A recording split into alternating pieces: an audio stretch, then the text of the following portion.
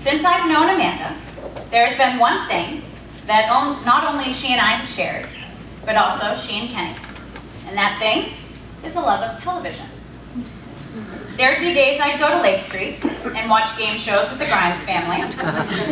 And there were many nights she'd join me at my sister's house around the corner to crochet and watch some programs. Now it's an activity that the soon-to-be Mr. and Mrs. Cabral enjoyed together. So, with that in mind, I decided to use some television show titles in sharing some words with you all tonight. Bear with me and try to catch all 100 titles mixed into the following. It's not. Here's something a little extra for your entertainment tonight. Try to curb your enthusiasm. How'd you do? We're up to 3 already. Kenny and Amanda, your story has led you from perfect strangers to a person of interest to bosom buddies who share a big love.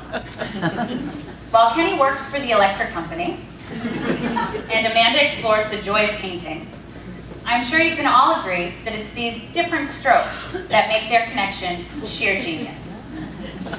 Kenny, you have been bewitched by Amanda. And Amanda, you have been charmed by Kenny. Each of you has the X factor that made the other mad about you and brought you both to say the L word.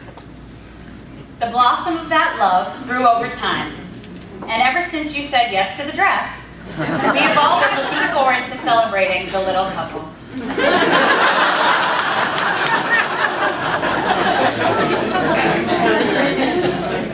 There are so many adventures you newlyweds will share. You may find yourselves in Las Vegas one day, but don't bet it all as you try to catch 21. After all, who wants to be a millionaire anyway? Maybe you'll enjoy the view as you travel from the OC to Dallas, from Nashville to the Jersey Shore. Maybe you'll become house hunters and find your own little house on the prairie near a one-tree hill. Step by step, you will give each other wings as you grow, challenge, and change one another, for this is the lingo of love.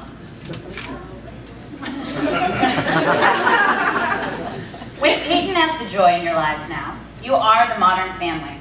You already know that three's company, but maybe one day there will be a new girl or boy to join in your family matters.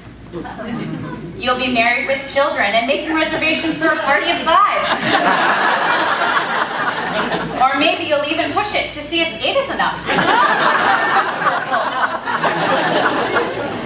And in the fun that comes with parenthood, one day, before you share an empty nest, those rugrats will ask you to share your story, and you'll get to say, once upon a time, this is how I met your mother.